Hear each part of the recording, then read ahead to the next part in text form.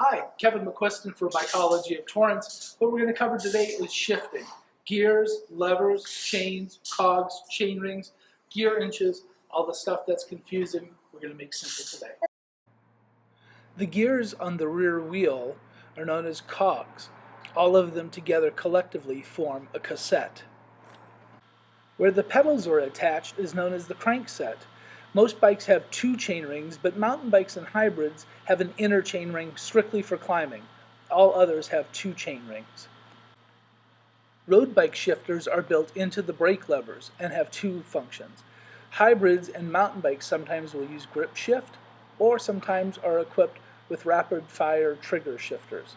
The thumb makes it easier, your index finger makes it harder.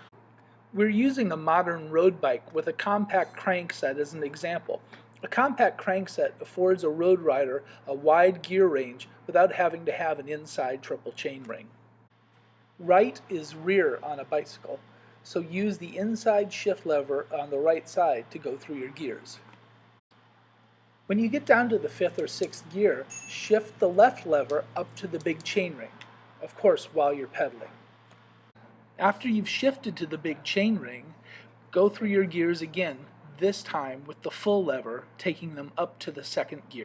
Once you've gone up to the big chain ring and you've shifted up to the 2nd gear, you can now go through your entire gear range all the way down to the smallest. As the diagram on the left shows you, your first gears in the back, 1 through 5, are for climbing. Then after you've gone through the 5th or 6th gear, shift up to the big chain ring and use 2 or 3 on down for speed. As you can see on the diagram on the right, you never want to use the small chain ring and the small cog in the back, or the big chain ring on the front and the big cog in the back. It's called cross-chaining, and it's a no-no. Remember, the higher the gear, the harder it is to pedal, but the farther the bike goes. The lower the gear, the easier it is to pedal, but the bike doesn't go as far. Travel on a bike is measured in gear inches. It's kind of a complicated formula, but figure it this way.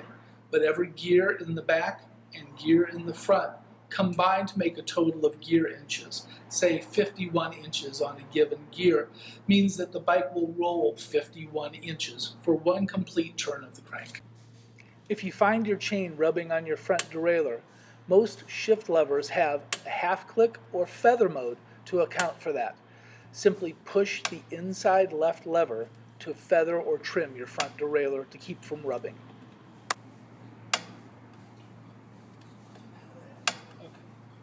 The typical professional bicycle racer will pedal in the high 90s to low 100 RPM.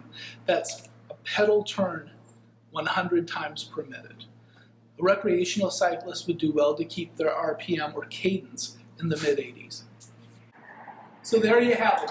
Shifting in a nutshell, the easiest way to get around. If it's too hard, make it easier. If it's too easy, make it harder. Shifting is all up to you. But at least you know now how the shifting works.